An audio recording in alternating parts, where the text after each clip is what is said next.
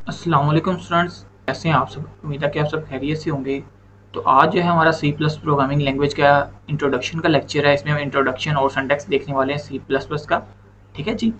तो सबसे पहले हम देख लेते हैं इसको इंट्रोड्यूस किसने किया था। बेजरीन ने जो है इसको इंट्रोड्यूस करवाया था C plus plus programming language को। इसकी जो एक्सटेंशन है वो है सी लैंग्वेज। ठीक है जी। ये एक प्रोग्रामिंग लैंग्वेज है, इसे ऑब्जेक्ट ओरिएंटेड प्रोग्रामिंग लैंग्वेज भी बोला जाता है जी। इसको जो है हम डिफरेंट तरह की एप्लीकेशंस में, डिफरेंट तरह के गेम्स में, डिफरेंट तरह की सॉफ्टवेयर डेवलपमेंट के अंदर हम इसका यूज़ करते हैं। ठीक है जी। अब देखें जितनी भी आपकी हैवी किस्म की गेम्स होती हैं उस सब के पीछे जो है हम C plus plus programming language का हम यूज़ करते हैं। ठीक है जी। अब सी प्लस प्लस ही को ही क्यों यूज़ किया जाता है, काफ़ी क्वेश्चन उठते हैं कि सी प्लस प्लस ही क्यों। तो देखिए C plus plus programming language है वो सबसे ज़्यादा फास्ट है। इस वजह से जो हम C plus plus programming language का यूज़ करते हैं। ठीक है जी। अब सी प्लस प्लस जो है इसका मेन जो बेनिफिट है वो ये होता है कि आप ये मशीन इंडिपेंडेंट लैंग्वेज है। ठीक है जी। आपको किसी भी मशीन पर डिपेंड होने की ज़रूरत नहीं होती। काफ़ी लैंग्वेज जो है वो मशीन डिपेंडेंट होती हैं। आप कोई भी आपके पास सिस्टम हो, कोई भी आपके पास ऑपरेटिंग सिस्टम हो, आप उस पर इजिली रन करवा सकते हो। ठीक है सी प्लस प्रोग्रामिंग लैंग्वेज को। ठीक है, इस वजह से जो है हम इसको मशीन इंडिपेंडेंट बोलते हैं।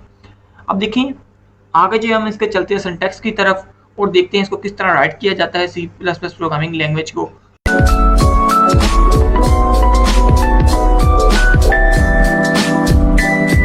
तो स्टार्ट करते हैं जी।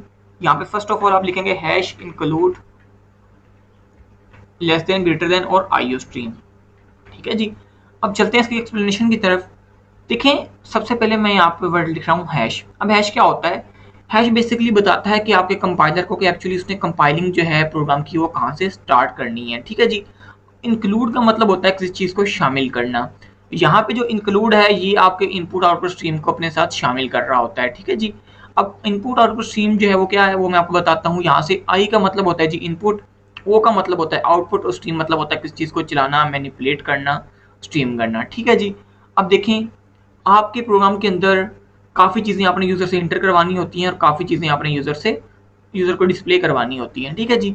अब इस वजह से जो है हम इनपुट आउटपुट स्ट्रीम की हेडर फाइल मोस्टली जो है प्रोग्राम्स के अंदर हम यूज़ करते हैं। ये सबसे ज़्यादा यूज़ की जाने वाली हेडर फाइल में से एक है। ठीक है जी। उसके आगे जो हम लाइन लिखेंगे यूजिंग नेम स्पेस एसटीडी, उसके बाद सेमी कॉलम। अब देखें जी यूजिंग नेम स्पेस एसटीडी का क्या मतलब होता है कि देखें फर्ज करें आपकी क्लास में से 12 स्टूडेंट्स हैं और 12 स्टूडेंट में से 5 स्टूडेंट्स का नाम सेम है। अब आप देखें कि आपने उन 5 स्टूडेंट में से किसी एक स्टूडेंट को कॉल करनी है तो आप कैसे करेंगे, आपको कैसे पता लगेगा कि मैं किस अली की बात कर रहा हूँ, या कोई भी आप अपने जहन में नाम फर्ज कर लें। तो मैंने फर्ज कर लिया कि मैं एक अली को कॉल करनी है, हालांकि मेरी क्लास में 5 स्टूडेंट्स हैं। ठीक है, अली के नाम से। तो मैं करूँगा क्या कि या तो मैं उसकी डेट ऑफ बर्थ या उसका फादर नेम या उसका आईडी या उसकी लोकेशन या कुछ भी ऐसा जो उसको यूनिक कर दे उन पांचों में से।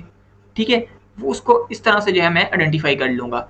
बिल्कुल यही काम जो है आपका यूजिंग नेम स्पेस एसटीडी करता है। ये आपके प्रोग्राम के अंदर जितनी भी आपने स्टेटमेंट लिखी होती हैं, जितने भी आपने फंक्शन बनाए होते हैं, उन फंक्शंस को एक दूसरे से यूनिक करने के बाद उसको कॉल करना और उसको आपको डिस्प्ले करवाने का काम जो होता है वो यूजिंग नेम स्पेस स्टडी कर रहा होता है। कि मतलब डिफरेंट फंक्शंस को आपस में एक दूसरे से लिंक नहीं होने देता, मतलब उनको अलग रखता है कि एक्चुअली आप किसको कॉल कर रहे हो, वो उसको पता लग जाता है कि ये एक्चुअली किसको कॉल कर रहा हूँ और किसको मैंने जो है वो यहाँ पे डिस्प्ले करवाना है, किसको इनिशियलाइज करवाना है, वो सारा जो काम होता है यूजिंग नेम स्पेस स्टडी देख रहा होता है। ठीक है, उसके बाद हमने यहाँ पे आखिर पे लिखा है जी सेमी कॉलम।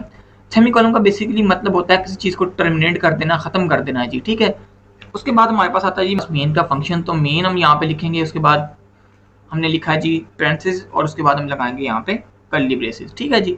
अब देखें यहाँ से आपका जो मेन प्रोग्राम है एक्चुअली इसकी बॉडी जो है वो यहाँ से स्टार्ट हो रही है। कुछ भी इन दो कर्ली ब्रेसेस के अंदर लिखोगे एक्चुअली आपका वो प्रोग्राम है और ये आपका ऊपर जो है वो सिंटैक्स है सारा। ठीक है जी।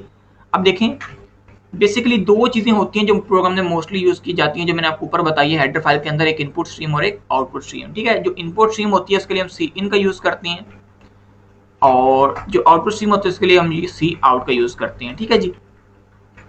अब देखें जब भी आपने यूज़र से प्रोग्राम के अंदर कुछ इंटर करवाना होगा तो आप सी इन का जो है स्ट्रीम यूज़ करोगे, और जब आपने यूज़र से कुछ भी डिस्प्ले करवाना होगा तब आप सी आउटपुट का स्ट्रीम यूज़ करोगे। ठीक है, सी आउट का। अब देखें बाज़ औक़ात ऐसा होता है कि स्टूडेंट जो है इसमें थोड़ा कंफ्यूज हो जाते हैं, तो इस वजह से मैंने आपको हर एक जो है हैश इंक्लूड से लेके ये आउटपुट स्ट्रीम तक जो है मैंने आपको हर एक चीज़ की डिटेल साथ में बता दी है। अब एक और चीज़ जो मेन मैं आपको बताना चाहूँगा यहाँ पे हम बाज़ औक़ात यहाँ पे इंट लिखते हैं, कुछ बाज़ औक़ात हम नहीं भी लिखते। एक्चुअली आपका जो प्रोग्राम होता है उसमें कुछ ना कुछ जो है वापस रिटर्न करना होता है, ठीक है? आपके फ़ंक्शन को से कुछ ना कुछ उसने प्रोग्राम को वापस रिटर्न करना होता है, ठीक है? अब जो रिटर्न करना होता है वो कंपाइलर खुद ब खुद ही रिटर्न कर देता है, ठीक है? बट अगर आप लिख देते हो तो एक अच्छी चीज़ है, अगर आप नहीं भी लिखते तो वो इतना मसला नहीं है, ठीक है? तो ये जो था आज का हमारा छोटा-सा लेक्चर था, उम्मीद है कि आपके लिए काफ़ी हेल्पफुल होगा। तो बाकी मिलते हैं किसी अगली वीडियो में, तब तक के लिए इजाज़त दीजिए जी। अल्लाह हाफ़िज़ और अस्सलाम वालेकुम।